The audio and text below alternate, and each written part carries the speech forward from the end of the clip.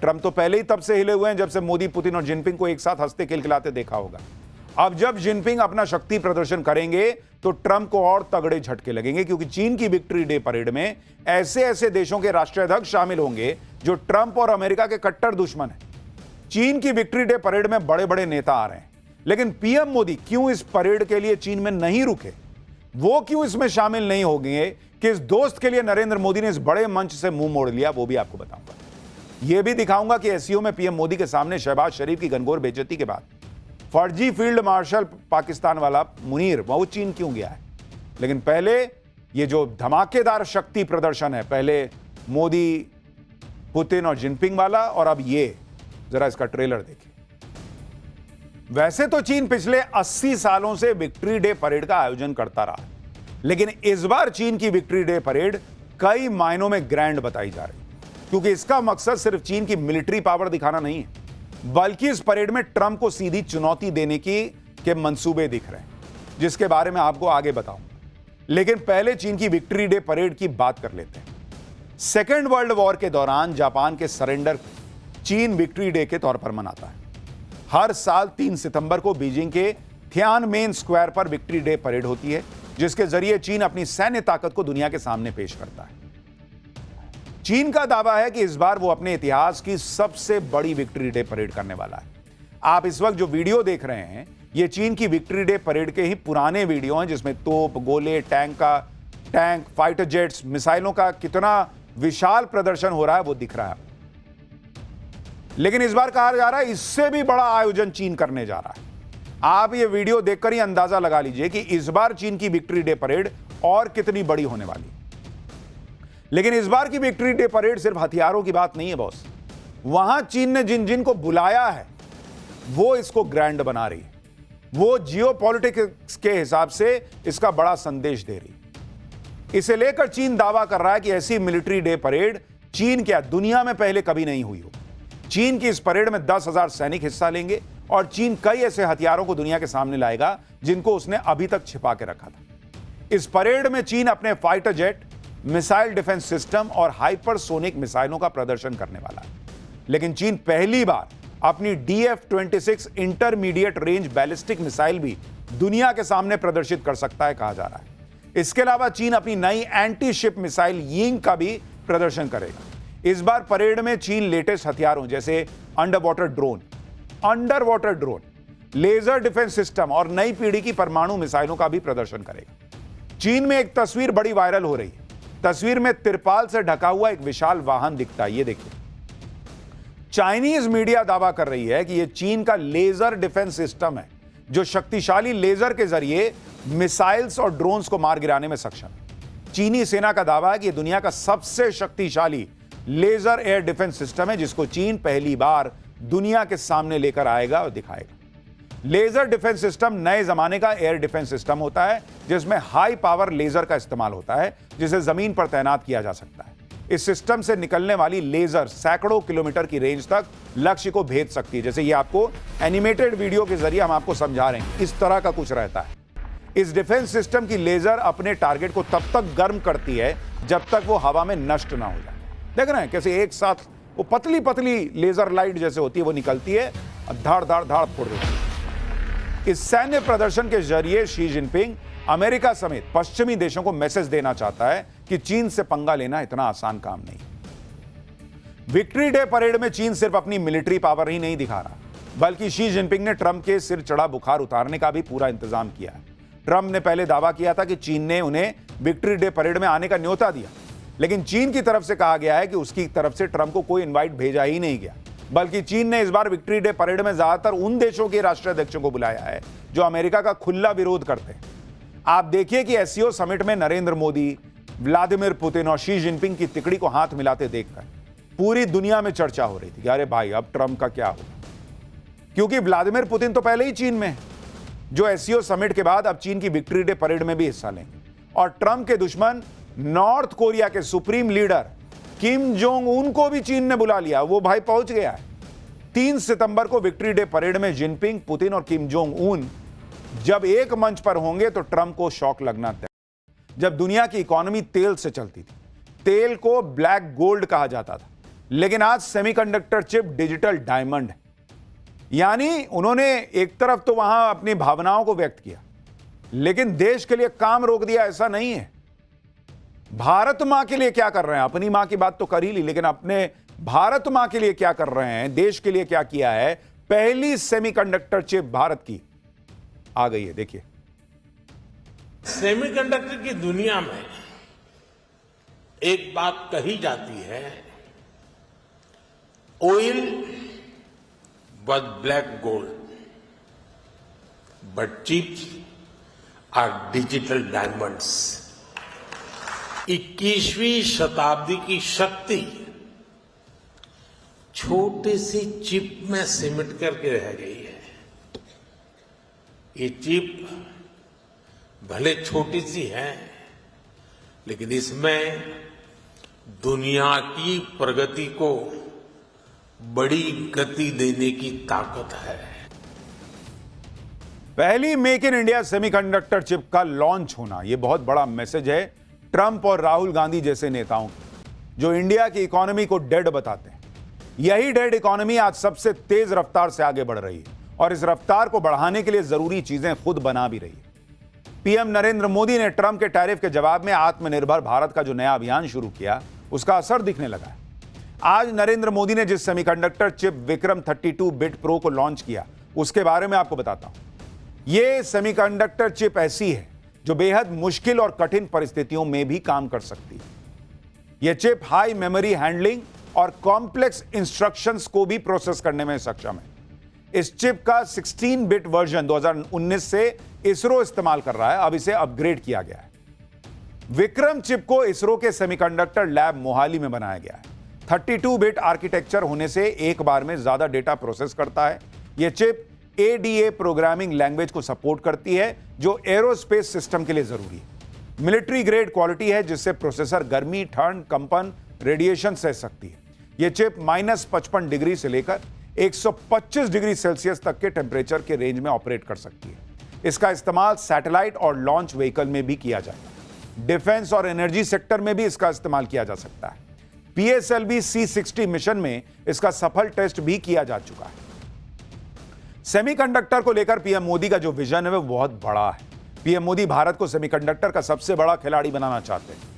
आप देखिए, अभी भारत का सेमीकंडक्टर मार्केट करीब 4 लाख करोड़ रुपए का है। 2030 तक यह मार्केट करीब 10 लाख करोड़ रुपए तक पहुंच जाएगा।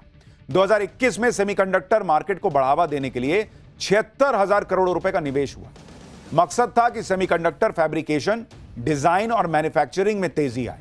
फिलहाल 6 राज्यों में 1,60,000 करोड़ रुपए के 10 प्रोजेक्ट शुरू किए गए, जिसमें CCTV camera, defence system, missile radar, rocket के लिए चिप बनेगी। 3 प्रोजेक्ट ऐसे हैं जो रोजाना करीब 7 करोड़ चिप बनाएंगे। पीएम मोदी का टारगेट 2029 तक दुनिया के टॉप 5 चिप प्रोड्यूसर देश में भारत को पहुंचाना है, जिससे सेमीकंडक्टर के 88 लाख करोड़ रुपए के बाजार में भारत का हिस्सा बढ़े। 88 लाख करोड़ रुपए का बाजार है ये बॉस। और इस विजन को पूरा करने के लिए पीएम मोदी मिशन मोड पे काम कर भी रहे हैं। आज पीएम मोदी ने सेमीकंडक्टर के फील्ड में भारत की धाकड़ स्पीड के बारे में भी बताया कि भारत कितनी तेजी से आगे बढ़ रहा है। एक बार उसको भी सुनिए, फिर उसके बाद बताता हूं अब आगे क्या होने वाला है। साल 2021 में हमने सेमिकॉन इंडिया प्रोग्राम शुरू किया। साल 2023 तक भारत का पहला सेमीकंडक्टर प्लांट अप्रूव हो गया। साल 2024 में हमने कुछ और प्लांट्स अप्रूव किए। साल 2025 में हमने 5 और प्रोजेक्ट्स क्लियर किए। कुल मिलाकर सेमीकंडक्टर के 10 प्रोजेक्ट्स में $18 बिलियन यानी 1.5 लाख करोड़ रुपए से अधिक का इन्वेस्टमेंट हो रहा है। सेमीकंडक्टर की दुनिया में भारत तेजी से आगे बढ़ रहा है, जिसके बारे में हम आपको लगातार बताते रहे हैं पाठशाला, और आईफोन इसका प्राइम एग्जाम्पल है। साल 2017 में एप्पल ने भारत में आईफोन का प्रोडक्शन शुरू किया और आज की तारीख में दुनिया का हर 5वां आईफोन भारत में मैन्युफैक्चर्ड है। इसी तरह से सेमीकंडक्टर सेक्टर में भी भारत की प्लानिंग सफल होने के पूरे आसार हैं, क्योंकि दुनिया के 20% सेमीकंडक्टर इंजीनियर यानी 35,000 इंजीनियर भारत के हैं। अमेरिका या दूसरे देशों के इंजीनियर डिजाइनिंग से ज्यादा मैनेजमेंट की भूमिका में रहते हैं, जबकि भारत के इंजीनियर चिप की डिजाइन, पावर और स्पीड तय करके प्रोड्यूस करते हैं। सेमीकंडक्टर की ग्लोबल कंपनियां जैसे क्वालकॉम, इंटेल, एनवीडिया, मीडियाटेक के रिसर्च और डेवलपमेंट सेंटर भारत के शहरों में। बेंगलुरु, हैदराबाद और नोएडा में इन बड़ी कंपनियों के डिजाइन सेंटर हैं। यानी भारत में चिप प्रोडक्शन के लिए स्किल्ड लेबर भी है, जिससे बड़ी कंपनियों में चिप प्रोडक्शन का एक्सपीरियंस भी है। भारत का प्लान है कि 2030 तक 80,000 सेमीकंडक्टर एक्सपर्ट तैयार कर लिए जाए। सोचिए, जब 35,000 इंजीनियर्स ग्लोबल सेमीकंडक्टर टैलेंट का 20% कंट्रोल करते हैं, तो जब 80,000 भारतीय इंजीनियर और एक्सपर्ट होंगे तो भारत किस स्पीड से आगे बढ़ रहा होगा। भारत के लिए बैक टू बैक अच्छी खबरें भी आ रही हैं। एससीओ समिट में पीएम मोदी का जलवा दुनिया ने देखा। पीएम मोदी, पुतिन और जिनपिंग की बॉन्डिंग दुनिया ने देखी और उसका मैसेज गया। चीन का धमाकेदार दौरा करके लौटे प्रधानमंत्री नरेंद्र मोदी ने आज आत्मनिर्भर भारत का जलवा भी दिखाया। ऐसी बैक टू बैक कामयाबी देश को मिल रही है। यही वजह है कि पीएम मोदी काफी रिलैक्स भी है। चीन में उनकी कूटनीति भी सही रह गई अभी तक। तो इसका सबूत इसी से मिल गया कि देश वापस लौटने पर आज जब वो अपने पहले कार्यक्रम में गए तो वहां हंसी मजाक से शुरुआत की। सुनिए पीएम मोदी ने जापान और चीन के दौरे पर क्या कहा। कल रात ही मैं जापान और चीन की यात्रा करके वापस लौटा हूं।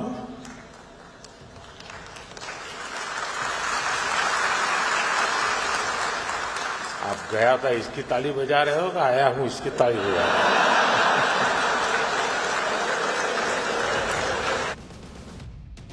नरेंद्र मोदी तो रिलैक्स दिख रहे हैं, लेकिन राहुल गांधी बेचैन हो सकते हैं। राहुल गांधी अपना हाइड्रोजन बम लेकर बैठे हुए हैं। एटम बम के बाद अब वो हाइड्रोजन बम फोड़ने की धमकी दे रहे हैं। लेकिन राहुल गांधी हाइड्रोजन बम फोड़ते इससे पहले ही कांग्रेस पर बीजेपी ने अपना बम फोड़ दिया। बीजेपी ने क्या खुलासा कर दिया इसके बारे में बताऊंगा। पहले सुन लीजिए कि राहुल गांधी ने क्या धमकी दी। माधवपुरा में हमने एटम बम दिखाया था। बीजेपी के लोगों तैयार हो जाओ, हाइड्रोजन बम आ रहा है, हाइड्रोजन बम आ रहा है, तैयार हो जाइए। आपकी जो सच्चाई है, वोट चोरी की सच्चाई है, वो पूरे देश को पता लगने जा रही है। मजाक के मूड में खाली मोदी जी थोड़ी थे, राहुल जी भी दिखते हैं। राहुल गांधी एटम बम और हाइड्रोजन बम फोड़ने की बात ही करते रहे। आज बीजेपी ने कांग्रेस पर बम फोड़ भी दिया। बीजेपी ने आज कांग्रेस नेता और राहुल गांधी के करीबी पवन खेड़ा पर वोट चोरी का आरोप लगा दिया। बीजेपी ने दावा किया कि दिल्ली में पवन खेड़ा का नाम तो दो वोटर लिस्ट में है। पवन खेड़ा के पास 2 एपिक नंबर हैं। बीजेपी कह रही है कि राहुल गांधी और कांग्रेस असली वोट चोर है। सुनिए एक बार बीजेपी। पवन खेड़ा जो राहुल गांधी के करीबी हैं, उनके पास 2 एपिक नंबर हैं। एपिक नंबर XHC 199238 जो असेंबली कॉन्स्टिट्यूएंसी 41 जंगपुरा का है, और एपिक नंबर SJE0755967 जो असेंबली कॉन्स्टिट्यूएंसी 40 का है। और हम ये मानते हैं कि पवन खेड़ा ऐसा धांधली बिना राहुल गांधी के इंफॉर्मेशन के, उनके सुपरविजन के, उनके नॉलेज के नहीं कर सकते थे। तो असली वोट चोर राहुल गांधी है। पवन खेड़ा पर 2 एपिक नंबर रखने के आरोपों से कांग्रेस बैकफुट पर आ गई। बीजेपी के आरोप पर पवन खेड़ा ने सफाई दी। पवन खेड़ा ने कहा कि जो आरोप बीजेपी लगा रही है, ये आरोप तो राहुल गांधी भी लगा रहे हैं और इसकी जांच की मांग कर रहे हैं। पवन खेड़ा ने कहा कि 2016 में उन्होंने अपना नाम कटवाने के लिए पूरी प्रक्रिया का पालन किया था, फिर भी उनका नाम वोटर लिस्ट में है, तो इसका जवाब चुनाव आयोग को देना चाहिए। सुनिए पवन खेड़ा। हमें बीजेपी से मालूम पड़ता है कि हमारे नाम कहां कहां हैं। अब बताइए, मैं ये जानना चाहता हूं चुनाव आयोग से, ज्ञानेश गुप्ता से, कि मेरे नाम पे नई दिल्ली विधानसभा में किससे वोट करवा रहे हैं। मैं ये जानना चाहता हूं, मुझे सीसीटीवी फुटेज चाहिए वहां की। ये मेरा नाम वहां अब तक क्यों है। मैं 2016 में वहां से शिफ्ट किया, तब मैंने नाम कटवाने की पूरी प्रक्रिया जो थी वो पालन किया उसका। अभी तक नाम क्यों है। इसी बात को राहुल गांधी 7 अगस्त से आज तक चुनौती दे रहे हैं कि ये चल क्या रहा है चुनाव आयोग में। नई दिल्ली विधानसभा सीट जो है वो भाई इस अभी वाला छोड़ दीजिए, तो इसके पहले तो आम आदमी पार्टी सब जीतती रही है। तो चुनाव आयोग बीजेपी के लिए वोट चोरी करके केजरीवाल को जितवा रहा था इनके हिसाब से। और यही बात बीजेपी कह रही है कि भाई दो नाम हो जाना चोरी का सबूत नहीं होता है। इनका दो नाम है तो बीजेपी बताए कि चुनाव आयोग बताएगा कि किसको वोट पड़ा है। दूसरे का दो नाम आ गया तो इनको कॉन्फिडेंस है, वहां चुनाव आयोग से नहीं पूछते कि इसका दूसरा वोट किसको पड़ा है, वहां ये कॉन्फिडेंट है कि वो बीजेपी को पड़ा है। इनका नाम आया है तो चुनाव आयोग बताएगा कि किसको वोट पड़ा है। फिलहाल चुनाव आयोग ने पवन खेड़ा को 2 वोटर आईडी रखने के आरोप में नोटिस जारी कर दिया। चुनाव आयोग ने पवन खेड़ा को 8 सितंबर सुबह 11 बजे तक जवाब देने के लिए कहा। खैर ये सब तो पॉलिटिक्स में चलता रहता है। पाठशाला में अगली क्लास जिसमें आपको बताऊंगा, पहले मोदी पुतिन जिनपिंग साथ आए, अब ईरान और किम जोंग को बुलाया चीन का धमाकेदार शक्ति प्रदर्शन। 10,000 सैनिक, एक से एक आधुनिक हथियार। चीन वो करने जा रहा जो ट्रंप की दादागिरी की हवा निकाल देगा क्या? और दुनिया में भारत और रूस चीन की दोस्ती के चर्चे, लेकिन पीएम मोदी ने किस दोस्त के लिए बड़े मंच से मुंह मोड़ लिया? एससीओ में पीएम मोदी के सामने शहबाज शरीफ की घनघोर बेइज्जती के बाद मुनीर चीन क्यों गया है, अब इस सब के बारे में आपको बताता हूं। चीन में एससीओ समिट के दौरान मोदी, जिनपिंग और पुतिन की केमिस्ट्री देखकर ही ट्रंप जो दादागिरी कर रहे थे उनका दिमाग तो झंझना गया होगा। लेकिन अब तो चीन वो करने जा रहा है जिससे ट्रंप को 440 वोल्ट का करंट लग सकता है। शी जिनपिंग चीन के इतिहास की सबसे बड़ी विक्ट्री डे परेड करने वाले हैं। इसमें चीन के एक से बढ़कर एक हाईटेक हथियारों की परेड निकलने वाली है। यह ऐसी परेड होगी या इस परेड में चीन ऐसा कुछ करने वाला है जिससे डोनाल्ड ट्रंप का बीपी ऊपर नीचे हो सकता है। भाई ट्रंप तो पहले ही तब से हिले हुए हैं जब से मोदी, पुतिन और जिनपिंग को एक साथ हंसते खिलखिलाते देखा होगा। अब जब जिनपिंग अपना शक्ति प्रदर्शन करेंगे तो ट्रंप को और तगड़े झटके लगेंगे, क्योंकि चीन की विक्ट्री डे परेड में ऐसे ऐसे देशों के राष्ट्राध्यक्ष शामिल होंगे जो ट्रंप और अमेरिका के कट्टर दुश्मन हैं। चीन की विक्ट्री डे परेड में बड़े बड़े नेता आ रहे हैं, लेकिन पीएम मोदी क्यों इस परेड के लिए चीन में नहीं रुके? वो क्यों इसमें शामिल नहीं हो गए? किस दोस्त के लिए नरेंद्र मोदी ने इस बड़े मंच से मुंह मोड़ लिया, वो भी आपको बताऊंगा। यह भी दिखाऊंगा कि एससीओ में पीएम मोदी के सामने शहबाज शरीफ की घनघोर बेइज्जती के बाद फर्जी फील्ड मार्शल पाकिस्तान वाला मुनीर वो चीन क्यों गया है।